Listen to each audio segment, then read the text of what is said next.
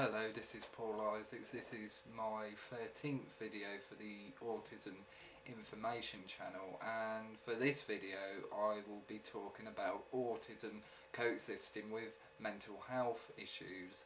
This video is going to be quite personal for me, going through a mental health service, being undiagnosed with autism.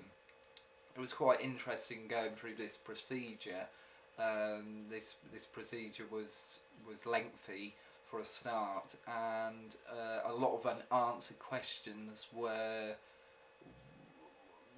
left after I was discharged from this particular house I went to. This who deals with mental health services and mental health problems. The misdiagnosis was really left us all sort of scratching our heads. The Asperger traits with a complex personality, that's what came out of that, which is completely inaccurate, as I got formally diagnosed last year with high functioning autism. The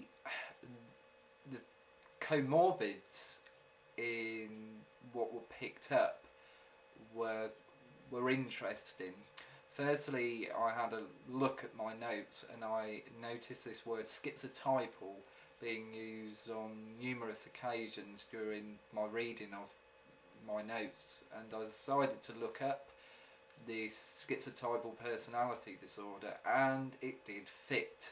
I was going through psychosis at the time, and sadly depression through bullying, which is sadly very common with people with autism, and the schizotypal personality traits and the different problems you have certainly fitted in at that point in time. The other traits through research that I also had were borderline personality traits, and probably looking back probably had the full personality disorder. The sort of, how can I put it, the butting of the two disorders as a result of the psychosis, as a result of the bullying, caused this effect of more eccentricity, more bizarre behaviour, and just more, my behaviour became more and more bizarre. I think that's the best sort of description I can give it. It was just more, but not in a positive sense, not at all. And the comorbids, when it comes to mental health, need to be addressed appropriately. They need to find the root cause, because through all these comorbids, these mental health comorbids, they need to find what is behind all that.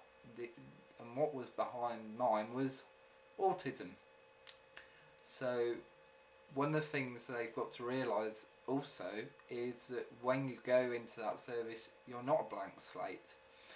You've got a past, you're a human being, and dignity is paramount, and understanding. And if there's not going to be any understanding from any of the practitioners, then you usually, the terminology would be fall off a cliff, I suppose, which shouldn't be happening.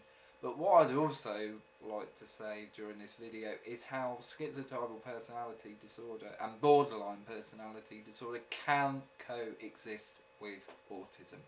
It can coexist because it's like someone who's neurotypical maybe would, for the sake of example, never get depressed. Well, that's highly illogical and sadly not very likely.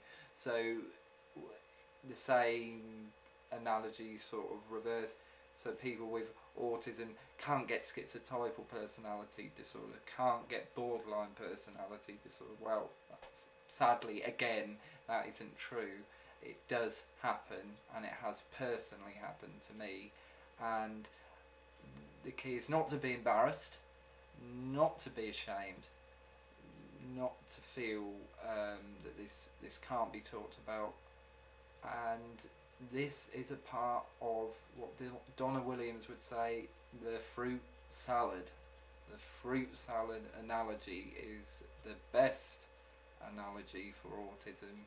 It is the most accurate analogy, and I hope for the DSM-V, which will be coming out I believe in April, that they're going to take this analogy into account, that autism is not one thing.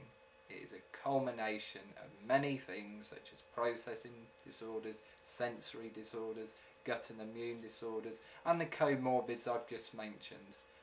So I hope again that this video helps others, and thank you for listening.